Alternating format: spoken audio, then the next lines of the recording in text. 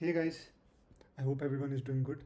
So today I'll try to solve this problem which goes by the name max dot product of two subsequences. Okay, so it's labeled as a hard problem. So the input is given two arrays nums1 and nums2. Return the maximum dot product between non-empty subsequence of nums1 and nums2 with the same length. Okay, so the length of the subsequence will be same because we'll pick one from nums1 and the same amount will pick from nums2. Okay. So if we look at the first example, right, so it's given that we have, let me change this, we have 2, 1, minus 2, 5 as our first array, nums1, and then we have 3, 0, minus 6, right? So it says subsequence. So I can map this to this and then this, right? It should be in order. I hope everyone knows what is the meaning of subsequence, but they've kindly explained it on the left side. The new array which is formed by the original array. We can delete the letters, but we cannot change the relative positions of those, right? So for example, for this one, 3 minus 6 is a subsequence. But if you say minus 6, 3, this is not a subsequence, right? Cool. So now we have 2, 1, minus 2, 5, and then 3, 0, right? So we have to return the max dot product. So max dot product is like if I pick 2 dot 3 plus 1 dot 0 plus minus 2 dot minus 6, right? So let's take, I pick these two, this and the state mapping, right?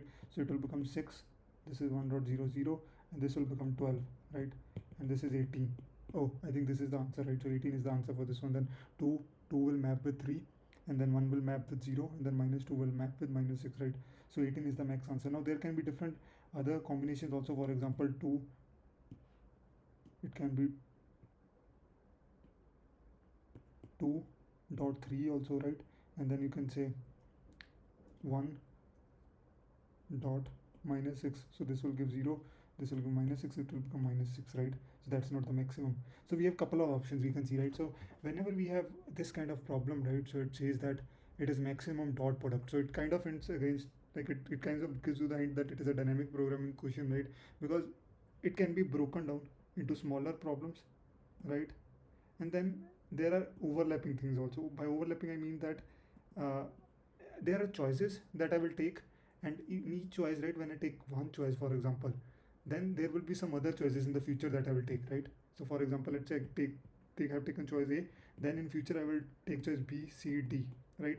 And then if I, here only, right, here if I take choice B, then that also might be possible that I'll take CD choices in the future, right? So this CD, that's the overlapping part, right?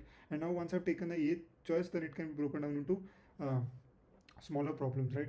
Now, like to solve this problem, right, I suggest everyone that they solve some DP problems. So there is also one problem that is very famous one, that is longest common subsequence, right? So this is kind of very similar to that, but here I think they are trying to say that you return the max product instead of longest subsequence. So I'll try to change it in that matter, right? I think so that's how it will work.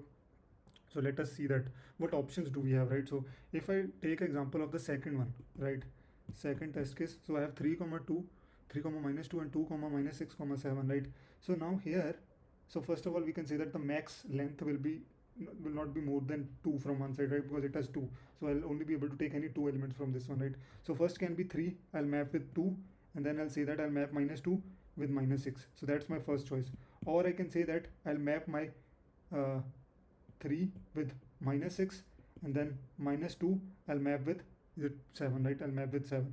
So these are like, for this 3 you can take this also, you can take this also, you can even take 7 also. In that scenario, what will be, you'll be only left with one option, it will be 3.7, because you have already taken this one, and then there is no element after that. You can't say that minus 2 and 2, because that now you have broken the rule of subsequence, right? You have changed the order. Now it will become 7 comma 2 if you talk about the second array, right? So you can't do that, this is unallowed, right? So you have pretty much like 3 options. If I talk about 3, you can take this, you can take this, and then that, right? And then you'll return whichever is the maximum. So in this case I think this is the maximum, it's 21, right? So that's what they're saying on the 3 star 721. So here we can see, right, we have couple of options. So if we break down these options, so for example, for this only 3 comma minus 2, right? And then 2 comma minus comma 7, right? So for this 3, let's say that I am at ith here, and then I'm at jth here. One option is I'll take these two and then I'll move forward, right? That's my first option, option 1. Second option is, if I write here, right, I can increase both the index I comma plus j plus I will take the number of whatever they give me, right? Nums of I stars nums2 of j. Just assume that this is nums2, right? So then we have this option 2. I say that no, I don't want this 2, I want to try the next one. So that way I'll not take this because I have not added anything, right? So I'll keep my I same, I'll increase j, right? And then the third option I have, that is, oh no, I don't want this 3, I want to try this -2 with this 2, right? So then option 3 is -2, and then you, like, not -2, you increase the I but you keep the j same, right? There is also an option 4, I plus 1 j plus 1, where you skip both of these, right? You don't want these two, you move forward, but that will be coming under these two only. For example, here I moved I comma j plus 1, right? I said that I want this, I move here, but in the next time you can also say that I don't want this, I want this, like this case, right? So it's kind of overlapping, that's why we don't need this one, right? So these are the three sub problems that we can divide it into, right? So now we'll try to write the recursive solution. I don't know like how much I've tried to explain, but it is kind of a classic dynamic programming problem. So what I would suggest you guys is go through some tutorials. There are pretty good tutorials out there on the YouTube which teach DP, right? So watch their playlist, watch the basics, and then maybe you can try solving this, and like I'm sure you guys would be able to solve on your own, right? Like I am able to do. So okay, so from what we'll see, right, first we'll try to do the recursive code only, because that's how I generally solve the DP one. So in solve, so first of all I have here is these two arrays I will take, right? And then our this will be where I'm at in nums1, and this will be where I'm at in nums2, and then I'm guessing, right? So now there is one more case, right? When if I don't pick anything, I'll explain this one later why I'll need one more variable. But then n will be now nums1 dot length, and then m will be nums2 dot length, right? Now if I is greater than equal to m, right, or j is greater than equal to m, right? Now this means that we have reached the end, right? Now the third option, if you see here, is, right, the third option that we were talking about, you skip this and do you skip this, right? Now there is a chance that you will reach end, right? You will reach end, and then there is a chance that you haven't picked any element, so you need to check that also. So if I've taken, like if I've taken any element, right, so if it is 0, we'll assume that, I'll write it here, if taken is equal to 0, then that I didn't take any element, I didn't include any element, right?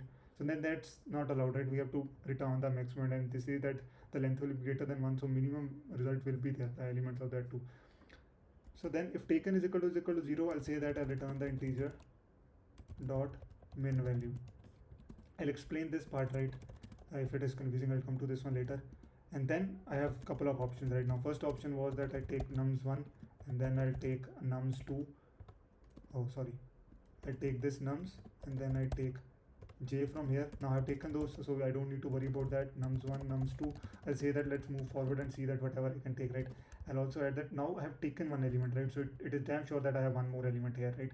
That's why I need a taken here, right? So I've taken that. Now the other option is that no, I don't want to take these. I don't want to consider these two pairs. I want to say that I want to increase my j. I want to explore nums1 further, right? This way, right, whatever the taken is, that will stay the same. If you haven't taken this while you are constructing this option 2, then it will remain 0. If you have taken it, like if after this is being called, right, then it will remain 1, right? And then you go to this solve nums2, nums1, nums2, I, and then j plus 1. Now here I'm saying that I'll keep nums1 same. I'll stay there where I'm at, but I'll explore the second one, right, second array. And then in the end I'll return whatever is the max of these two. Max option 1, math dot max option 2 comma option 3, right? So that's basically what I'll do here. Now I'll try to solve return solve nums1, nums2, 0 comma 0, and then taken initially 0 because I haven't taken any element, right? So now if let's try to run this and see how if it is all is working, right? Okay, so this is working for all of these cases, right? So now if I submit this one, I'm sure it will give me TLE because this is a plain recursive solution, right? DP is nothing but recursion. You break it down into smaller sub problems and then get the result. Now we'll try to memorize it, right? So basically so now as I told you, right? So in this part, if we look at again, right? So here A, we might be calling CD again, right? In the same way, B might be calling CD again. So if in the A turn, I've already called B and C, right? I'll save the solutions, and then if I've called this C and D, right, I'll save the solutions of C and D so that when B calls it, say C is already saved, right? So I don't need to do the recursive calls. So that's the aim here. Again, I'm not explaining DP in detail because I think they are better guys those are explaining in a better way. So you can just search on YouTube and you'll get some good videos. So now what we'll try to do is, first of all, I have initialized TP in my global, so I'll initialize it with the max values. I'll keep it 1 plus 1 so that I'm damn sure that it will never go out of bounds. So taken will always be 2. So I have 3 variables, right? These 3 are changing. So I will also change, J will also change, taken will also change. So I need to, these are the variables, right? State variables for my TP. So I need to store these. I need to take these into my counts here, right? Now here, taken will only have either 0 value or 1 value, right? It will not have more values than that. That's why it is like, that is 2 only here.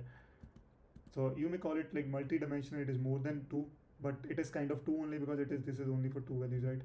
Now we'll initialize it with -1 so that we are damn sure that we have explored it, right? It will have serve as our check. So now this is one fancy way in Java that we can initialize it. I'll traverse this and then I'll traverse this. So this is how I feel it. Like, if you guys know a better elegant way, then please feel free to comment, right? Hello. So now we know that all the elements in this array, right, all the indexes in this multi-dimensional array, we have filled it with -1, right? Now once we have done that, here I will check that if dp of I, j, comma taken is not equal to -1, this means that I have explored it already, right? So I'll return this. I don't need to further do the recursion, but I'll store the answer here also for this taken value, so that whenever like these 3 combinations are repeated in any further recursive calls, if there's already result, I'll always have the answer for that. Let me just quickly check for I. You fill this looks good, and then you return that's dp of I. Hopefully this should run. Let's see, this looks good. I know this might not be the best solution, right? But this is one of the solution. As you can see, right, it doesn't beat much. First thing is, right, this is like, I think, top-down DP, right? This is top-down DP. That's not tabular format, right? So we are going from top to bottom. This is not the tabular one. This is memoized code, right? This is recursion plus memoized, right? Memoized, yeah. This is recursion plus memoized. This is not the tabular format code, right? So I hope this helps you guys in any ways, right? I really like this problem. It kind of helps you touch base with a TP and you can get a good hand on that. Have a nice day, everyone. Keep coding. Thank you.